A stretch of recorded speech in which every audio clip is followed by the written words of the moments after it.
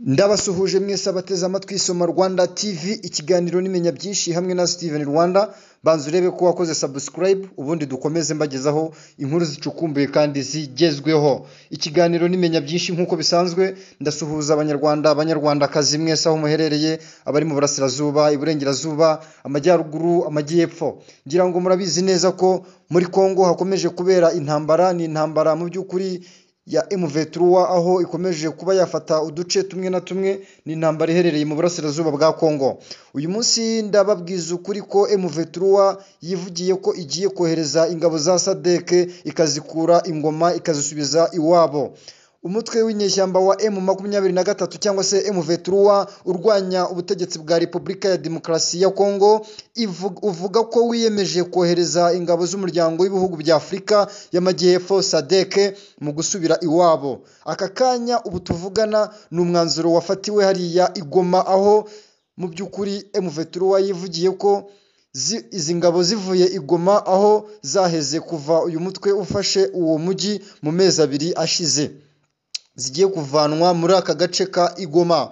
Mu tangazo cyangwa se mu itangazo rihuriweho na M23 na SADC rya nyuma y'inama y'impande zombi yabereye Igoma ku wa gatanu, M23 ivuga ko izi ngabo zo mu butumwa buzwi nka Samidalas zizasubira iwabo n'intwaro zazo n'ibikoresho, zigasiga intwaro zose za FARDC. Ingabo za leta ya RDC n'ibikoresho bya FARDC zifite. Ntacyo leta ya DRC yari yatangaza ku mugaragaro kuri iyi nama. Kinshasa, ONU cyangwa se United Nations Organization n'ibihugu byinshi byo mu burengerazuba bushinja u Rwanda gufasha umutwe wa M23 cyangwa se M23. Ibyo mu bihe bya vuba aha bishize Kigali itemeye cyangwa ngo ihakane mu buryo bweruye. Iyi nama ibaye nyuma y'uko muri uku kwezi abategetsi ba SADC bemeje ko bagiye gukura ingabo mu burasirazuba bwa DRC aho zari zageze mu Kuboza cyangwa se mu kwezi kwa 12 ku mwaka wa 2023 gufasha ingabo za leta kurwanya umutwe wa M23.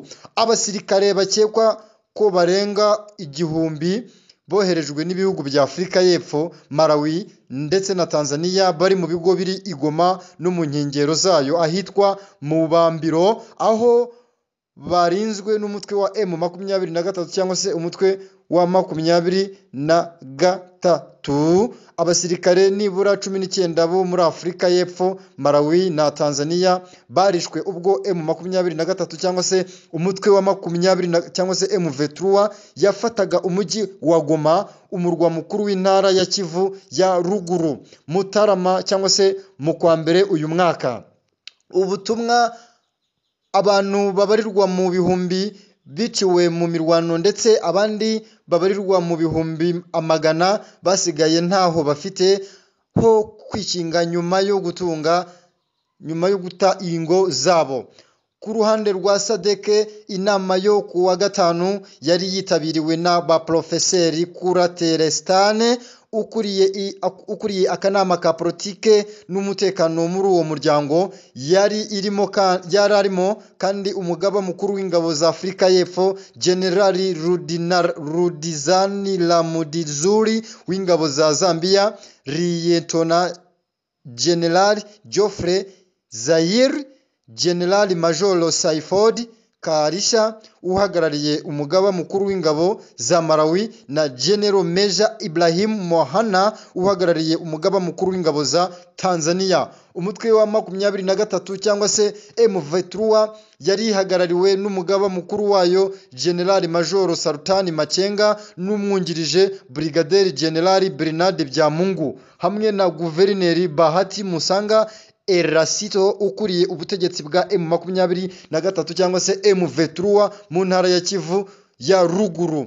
Umutwe wa 23 cyangwa se M23 ivuga ko izafasha mu gutuma ingabo za Samadrik zisanzura mu ngendo mu gihe zitegura gusubira iwabo, cyangwa se ingabo za SADC mu gihe zitegura gusubira iwabo. Bijyanye n'amahame yemeranyijweho, impande zombi zemeranyije ko korohereza itsinda rya tekinike ryazo ryo gusuzuma uko ikibuga mpuzamahanga cy'indege cya Goma kimeze kugira ngo kibe cyakongera gufungurwa.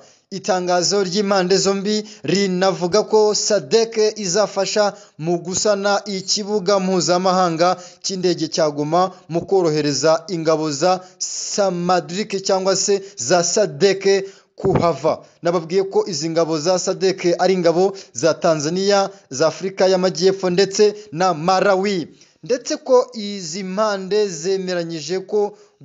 zemeranyije ku gahenge no guhagarika imirwano. Bakunzi basoma Rwanda TV, ikiganiro nimenya byinshi hamwe na Steven Rwanda, banza urebe ko wakoze subscribe, hanyuma amakuru agezweho ndetse mashya ajye abasha kukugereraho igihe. Ndabakunda Banyarwanda, Banyarwandakazi, niba udakurikirana inkuru za Steven Rwanda, menya ko watakaye ndetse utabasha gusobanukirwa aho isi igeze. Ibiganiro byacu nakagaruka, wowe kora subscribe, share ndetse na comment, ubundi tujye dukomeza kubana buri munsi.